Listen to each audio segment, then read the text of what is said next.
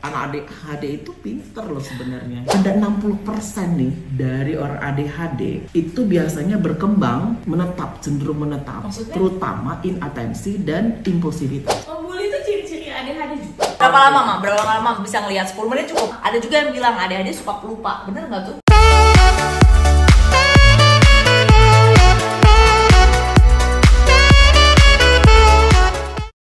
Hai guys, aku Stephanie Ginting. Sekarang aku lagi bersama dengan Mama G. Jadi ini kameramennya adalah ada kakak aku dan juga kakak ipar aku. Coba Mama, nama lengkapnya Mama biar orang tahu kenapa apa kira-kira yang bakal kita obrolin hari ini. Tebak dari nama lengkap dan gelar dari mama aku. Jangan nggak serius ya, Ma. Panjang banget nama.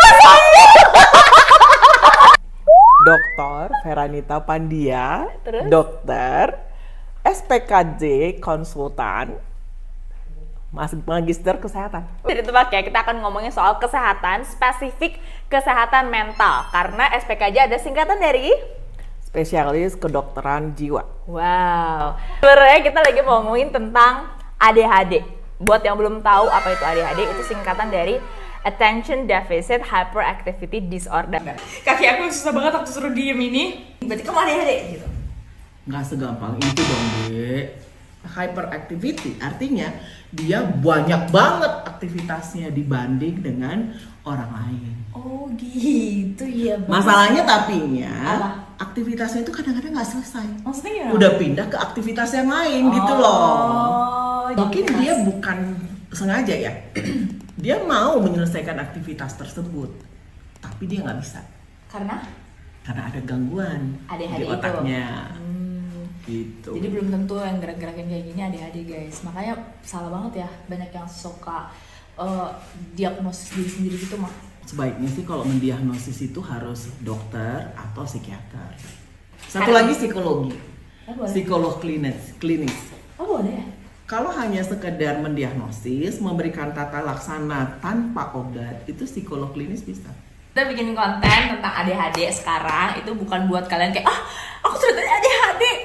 Udah fix nih aku ADHD karena kalian merasa kayak aku juga kayak gitu apa yang kita sebutin di sini gitu. Enggak, jangan diagnosis sendiri. Justru kalau misalnya kalian merasa kok mungkin aku gitu ya, kalian bisa datang ke dokter atau psikiater atau psikolog klinis tadi. Jadi ADHD itu bisa banyak macamnya. Oh gitu.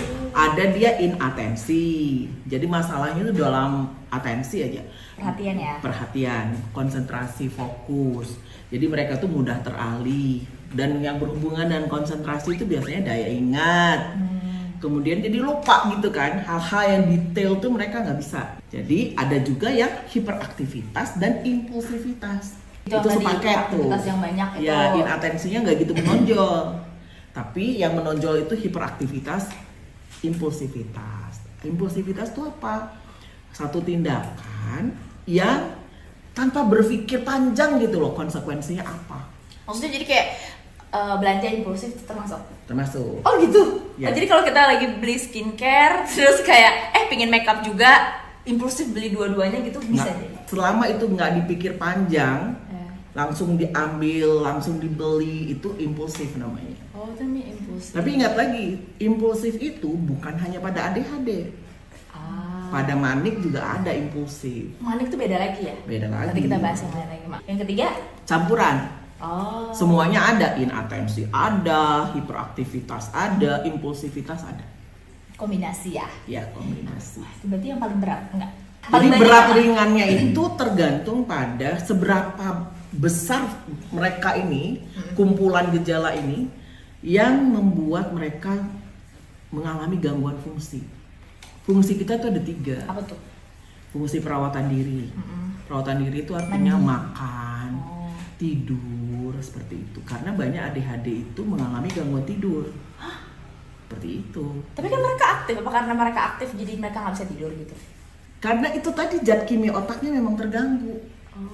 Jadi ada zat kimia otak yang memang ada pada orang ADHD yang berkaitan dengan gangguan tidur. Apa tuh zat kimia otaknya, Mak? Dopamin. Oh, jadi dia kurang dopamin. Kurang dopamin di otak depan. Oh. Tapi di otak tengah, basal ganglia namanya tuh. Itu dia berlebih. Ada 60% nih dari orang ADHD itu biasanya berkembang, menetap, cenderung menetap. Maksudnya? Terutama inatensi dan impulsivitas. Otak tengah itu akan seimbang tuh dopaminnya usia 12 tahun biasanya. Hiperaktifnya doang. Ya, disertai juga udah mulai ada rasa malu. Kalau gerak-gerak terus. Nah, itu akan menolong keseimbangan tuh lebih cepat. Nah, makanya perlu sekali dari kecil itu pola asuh itu yang penting. Oh, ini kayaknya anak saya beda deh. Jadi kita harus aware gitu. Sehingga kita harus mengakui dulu, menerima anak kita berbeda dari orang lain. Itu lebih mudah tuh untuk bisa menolong anak kita konsisten dalam pengasuhan. Kalau tidak ya tidak.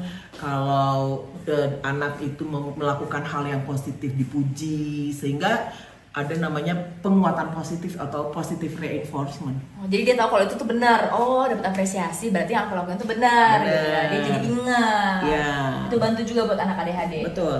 Jadi kalau misalnya nih ada ibu muda yang baru belajar tentang parenting, lihat anaknya, wah, kok kayaknya sibuk banget nih anak dia, kayak yang lain diem-diem baik, terus anaknya sendiri kayak lari ke sana kemana-mana. Apa ciri-ciri yang bisa langsung dilihat sama ibu muda? Wah, kayaknya aku harus bawa nih anak gue ke psikiater. Yang paling mudah adalah membandingkan dengan anak sebaya.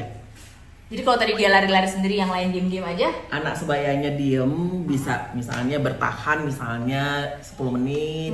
Tapi anaknya kok nggak bisa tahan, dia gerak terus, ngomong terus. Kemudian anak lain pada umumnya ya, itu kok nggak gitu. Berarti perlu dipertimbangkan atau diperhatikan gitu. Ada kemungkinan. Sejak usia berapa? Jadi biasanya itu paling mudah tuh kita lihat usia 3 tahunan. Oh, 3 tahun. Atau paling mudah lagi kalau dia sudah harus duduk di sekolah formal atau situasi yang formal. TK atau SD gitu. TK, PAUD misalnya, kan itu lebih mudah tuh. Nah, paling mudah tuh melihatnya pada waktu kita berada di belakang kelas. Oh iya, kelihatan. Jadi ketahuan tuh orang yang ribut-ribut, gelisah-gelisah, aktif sana sini, lempar-lempar, ribut, pokoknya ngobrol banget. Tapi kan banyak yang bilang kayak ya udah siswa mah wajar kali, masih anak-anak gitu mah nggak bisa diam gitu mah. Enggak, beda dengan teman-temannya sekelas biasanya mah. Tapi banyak kayak memang anak ibu-ibu muda sekarang yang bawa anaknya ke psikiater, atau masih banyak yang nggak aware yang satu atau malu untuk ke psikiater? Biasanya ibu-ibu ya, ibu-ibu tuh akan membawa ketika anaknya punya masalah. Masalah di biasanya, sekolah gitu? Ya, masalah di sekolah. Misalnya sering bertengkar tuh, berantem atau membuli orang, sehingga ditegur sama gurunya, atau prestasi belajarnya nurun. Biasanya tuh kelas 3 deh. 3 SD? Kelas 3 SD. Karena kan makin sulit tuh pelajaran.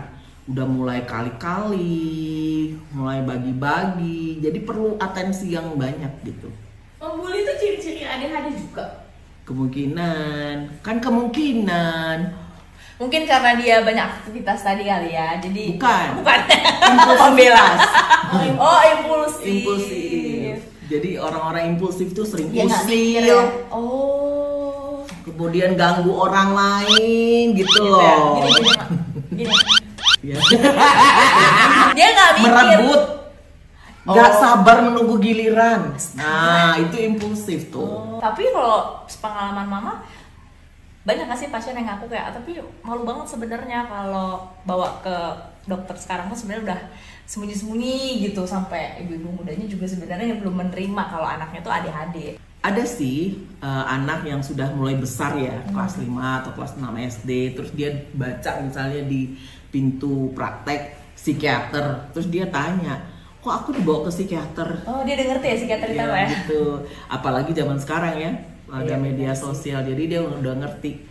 Jadi dijelaskan psikiater itu menolong dia untuk bisa menjadi lebih pinter gitu. Karena sebenarnya ada anak ADHD itu pinter loh sebenarnya. Oh gitu ya. Cuman kayak nggak usah ada tapinya gak sih? Cuman masalahnya mereka itu tidak bisa mencapai prestasi yang sesuai dengan kemampuan mereka. Karena tadi banyak yang tadi inatensi, nggak bisa menyelesaikan tugas sampai selesai, memulai tugas juga susah gitu loh. Karena itu tadi di otak depannya itu dopaminnya kurang. Tapi kan makin dewasa dia makin bisa mengontrol itu, Mam. Bisa jadi dong, dia makin dewasa yang tadinya dia nggak bisa baca satu buku, ketika dia kuliah dia harus baca buku itu, dia akhirnya bisa karena bisa saja. Makin bijak. Karena sebenarnya yang berat itu, ADHD yang berat itu sebenarnya hanya 15%. 50% itu cenderung ringan. Jadi kalau ringan itu kan hampir-hampir sama dengan orang-orang biasa. Dia udah makin ya diajarin untuk fokus dari kecil gitu. Itu semua berguna mempercepat keseimbangan dopamin tadi. Tapi bener gak sih, aku baca katanya sebenarnya banyak anak Indonesia tuh ADHD 1 dari 20 anak. Bener gak sih? Bener. Jadi itu namanya kalau istilah kedokteran tuh prevalensi ya. Tapi tergantung pada budaya. Kalau kita termasuk yang udah terbuka, banyak yang kemudian mau berobat atau enggak sebenarnya? Sebenarnya kita banyak penelitian sih di Indonesia. Di berbagai daerah. Ada yang di Manado, ada yang di Jakarta. Mama sendiri penelitiannya kan waktu itu tentang prevalensi juga pada anak-anak SD di Cimahi waktu itu. Ternyata? Jadi segitu dapatnya 3-5%. Bervariasi sih. Harus minum obat nggak untuk terkontrol? Jadi harus minum obat nggak benar-benar? Jadi gini, kapan anak itu perlu obat, kapan anak itu tidak usah pakai obat? Coba aku tebak. Ketika sudah tidak bisa menjalankan fungsi. Pakai kata-kata tadi ya. Pertama, ketika orang tua dan lingkungan menerima. Itu nggak usah pakai obat. Nggak usah pakai obat. Yang kedua, ketika betul gangguan fungsi. Jadi kalau tadi fungsinya masih bagus, prestasi belajarnya oke lah di tengah-tengah, yang nggak buruk-buruk banget, dia bisa naik kelas, bisa ya macem-macem lah ya, bisa ngikutin ekskul misalnya, karena kan mereka nggak ada terganggu di non akademik. Mungkin mereka punya minat. Nah ini satu lagi, kalau ADHD itu punya minat, konsentrasi yang dia perlukan nggak gitu besar. Jadi zat dopamin yang dia perlukan juga nggak gitu besar. Malah katanya bisa hyperfokus, malah fokus banget. Berarti kalau misalnya mereka menemukan hal yang mereka suka, nggak ada masalah juga kalau mereka ADHD ya? Ya makanya. Jadi kalau ADHD itu kalau sudah menyadari nih, nggak usah dipaksain pada bekerja di tempat yang rutin seperti itu. Orang ADHD kan nggak suka dengan kerjaan yang rutin-rutin. Mereka tuh lebih kreatif gitu ya? Ya. Jadi suka ke lapangan, tugas kerjaannya bervariasi. Wartawan tuh bagus deh, berarti ya cocok tuh wartawan tuh. Karena setiap hari tuh menghadapi isu yang berbeda, suasana lingkungannya berbeda. Pas di diagnosis dikasih tahu ya, maksudnya kamu ADHD ringan gitu.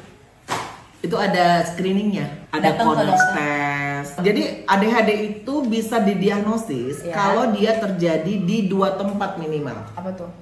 Di rumah atau di sekolah, atau di sekolah di klinis, di tempat praktek. Oke. Jadi nggak bisa kalau hanya di rumah aja, atau di sekolah aja. Orang tua bawa nih anaknya ke dokter atau ke psikiater, lalu dilakukan screening.